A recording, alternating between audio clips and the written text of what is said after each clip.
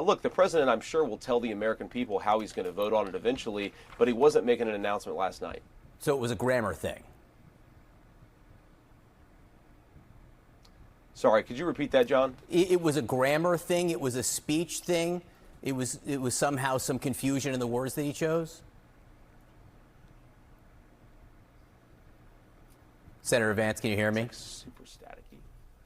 Senator Vance, I may be super staticky. You may not be hearing the loud baritone of my voice here. Republican vice presidential nominee, we have the duct tape in place. Hopefully the audio is all fixed. We were talking about Donald Trump's statement on abortion overnight, where he said he would vote for more than 6 weeks in Florida. And the campaign then put out a statement saying, yeah, but he's not saying he's going to vote for the amendment which would allow for more than 6 weeks. And I was asking you if it was a language thing, if he understood what he was saying, or if this was a shift in position. Well, again, John, and thanks. I can hear you much better now. I appreciate you guys fixing that. But look, the president is simply saying he doesn't like 6 weeks. He obviously has said he doesn't like late-term abortion. And I think he will make an announcement on what he actually wants to do on the Florida law in particular. But again, President Trump's been extremely consistent that he's going to make this decision as a citizen of Florida, but he wants the national government that he intends to lead to be focused on national issues like inflation, the cost of housing, and the wide open southern border. He wants states to make their own abortion policy, and that will be his position for the remainder of the campaign and the remainder of his presidency. You say he's been consistent, but of course there was a period in Donald Trump's life where he was not anti-abortion. Then he became anti-abortion, at one point suggesting that women should be punished if they have an abortion. Now he's saying he's for more than 6 weeks, but it's not clear how he's going to vote in an amendment in his own state. So that's why I think people are seeking clarity. You can understand that.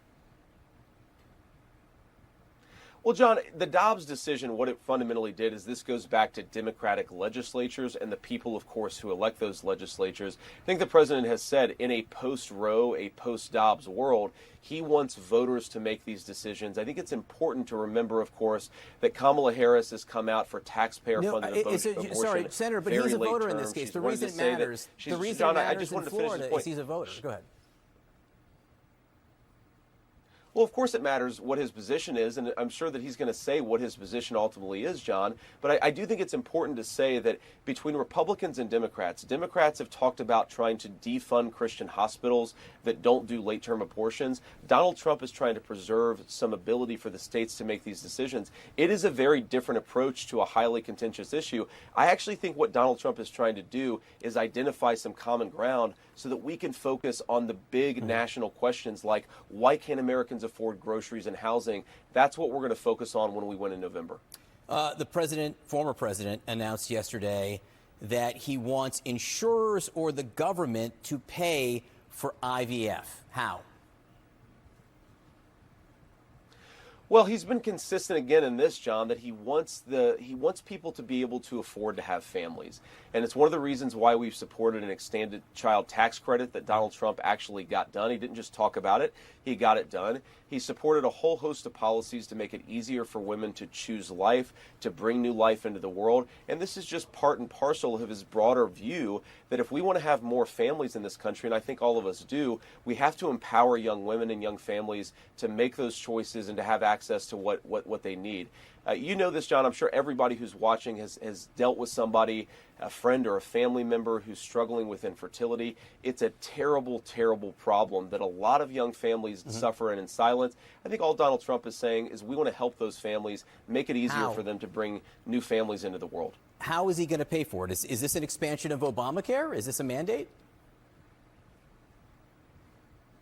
Well, look, I think you have insurance companies that obviously are forced to cover a whole host of services. The president explicitly said that he wants insurers to cover additional fertility treatments. I think it's also important to point out that it's become way too expensive to raise a family in this country, John, thanks to Kamala Harris's policies. A lot of young families feel like they don't have the ability to buy a home to raise a family in. They can't afford groceries if they have additional children. You can't separate the pro-life issue from the fact that it's become way too expensive to afford a family thanks to Kamala Harris's policies, and that's the thing that Donald Trump most wants to change. How would this work if a state, and you believe that states should have the right to make these decisions, if a state bans IVF But Donald Trump says he wants to guarantee and or pay for IVF for everyone who wants it.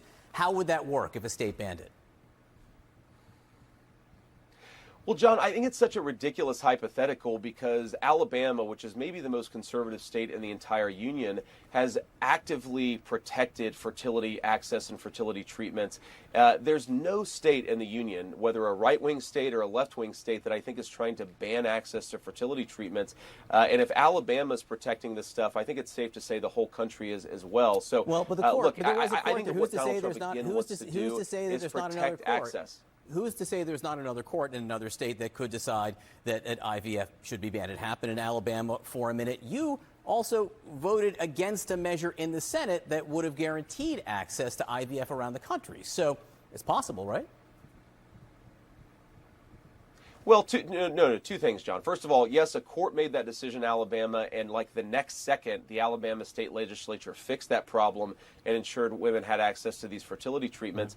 And all that I voted on, John, is for religious liberty. I don't want Christian hospitals or Christian charities to be forced to do something that they don't want to do. We have multiple Republican measures that support fertility treatments, support IVF, but don't require Christian hospitals or other religious organizations to violate their conscience. I think all of us accept that we live in a big country with diversity of opinions. We want women to have access to this needed medical treatment. We also want to make sure that Christian organizations can live their conscience. I don't think there's any tension there or any conflict. And fundamentally, it's Democrats who are trying to force people to do things against their will. That is a way to inflame this topic instead of solving the problems for young families. Is it fair to say the details on IVF haven't been worked out yet, how either the government or insurers would be forced to pay for it?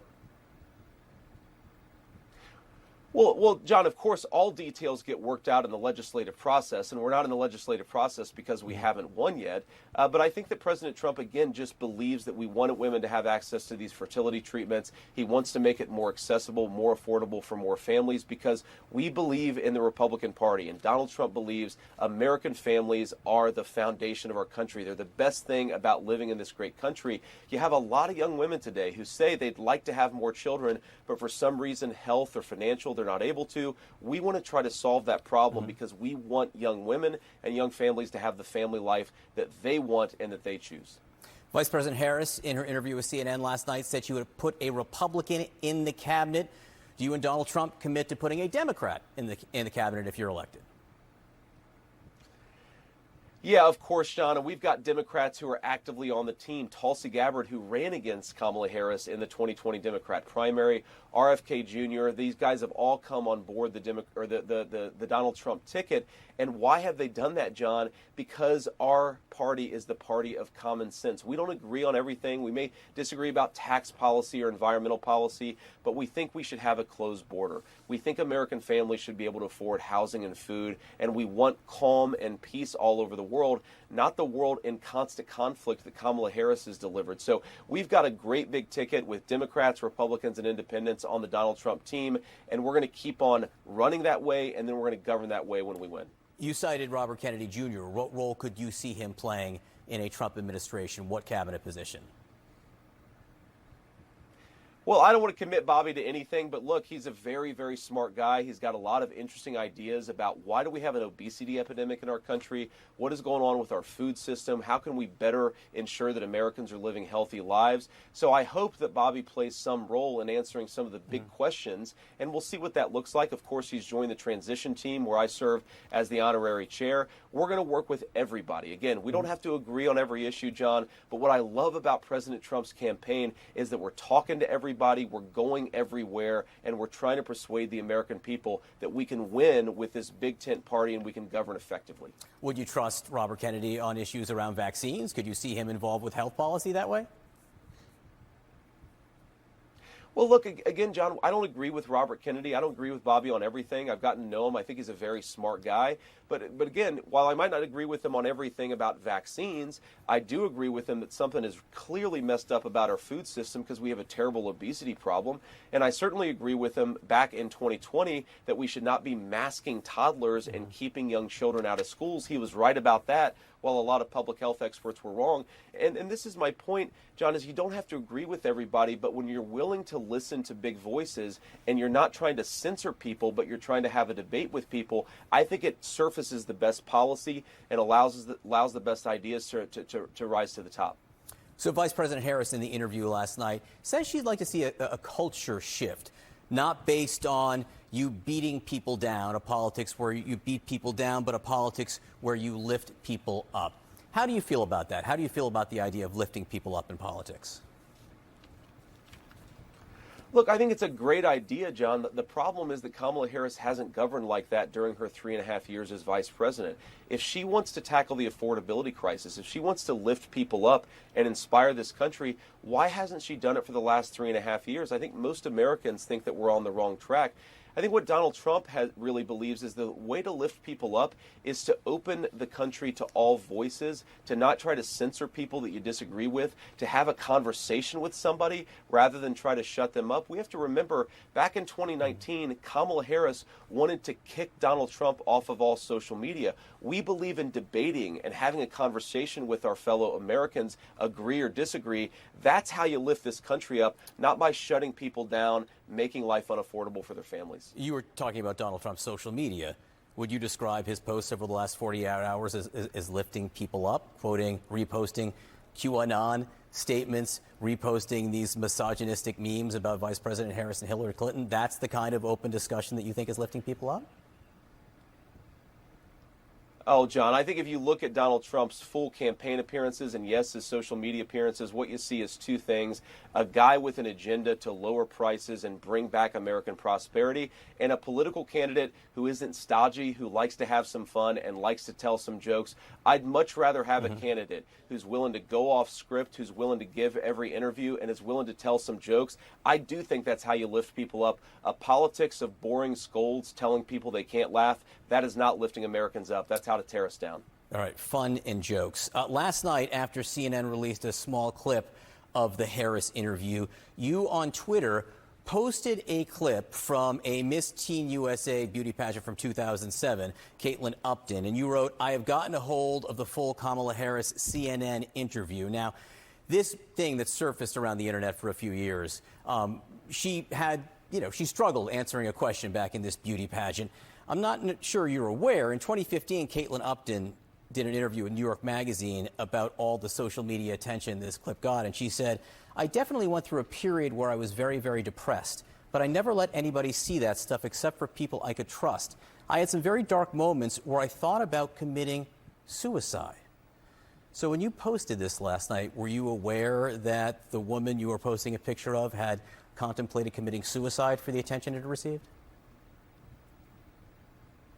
No, certainly not, John, and my heart goes out to her, and I hope that she's doing well. Look, I've said a lot of things on camera. I've said a lot of stupid things on camera. Sometimes when you're in the public eye, you make mistakes, and again, I think the best way to deal with it is to laugh at ourselves, laugh at this stuff, and try to have some fun in politics. I posted a meme from 20 years ago, and I think the fact that we're talking about that instead of the fact that American families can't afford groceries or health care, young families can't afford to buy a home to raise their families in, those are the real crises that we should focus on. And there's nothing that says that we can't tell some jokes along the way while we deal with the very serious business of bringing back our public policy. Politics has gotten way too lame, John, way too boring. You can have some fun while making a good argument to the American people about how you're going to improve their lives. Okay, I just want to be clear, though. You said you did know. Would you like to apologize to Caitlin Upton for posting that last night, given what you've now learned? John, I'm not going to apologize for posting a joke, but I wish the best for Caitlin. I hope that she's doing well. And again, what I'd say is one bad moment shouldn't define anybody, and the best way to deal with this stuff is to laugh at ourselves. Last night, Vice President Harris was asked about the Middle East and the situation in Israel. She said that she supports Israel's right to defend itself, but she also talked about a two-state solution there. How do you feel about the future possibilities for a two-state solution? Well, first of all, John, I have to step back here because, Kamala's interview, she said a bunch of things about what she would do. She is the sitting vice president of the United States. If she wants to tackle the affordability crisis or close down the southern border, she should be doing it now. And I think it takes a lot of shame shamelessness, I should say, to be able to stare at the American people's eyes and say, I'm going to fix your problems now when I've already been in power for 3.5 years. And this Israel issue, John, is a great example of it. She says on the one hand, she wants to empower Israel to defend itself, while on the other hand, minimizing civilian casualties. Her government has limited the supply of precision weapons to Israel that would allow them to cut down on civilian casualties and end this war as rapidly as possible. Donald Trump's view is very simple. We want peace in the world, we want Israel to destroy Hamas, and we want this war to be over with as soon as possible, because that's how you rebuild the Middle Eastern peace process. You don't do it by making it easier for Israelis to kill civilians and harder to minimize civilian casualties, which is what Kamala Harris has been doing.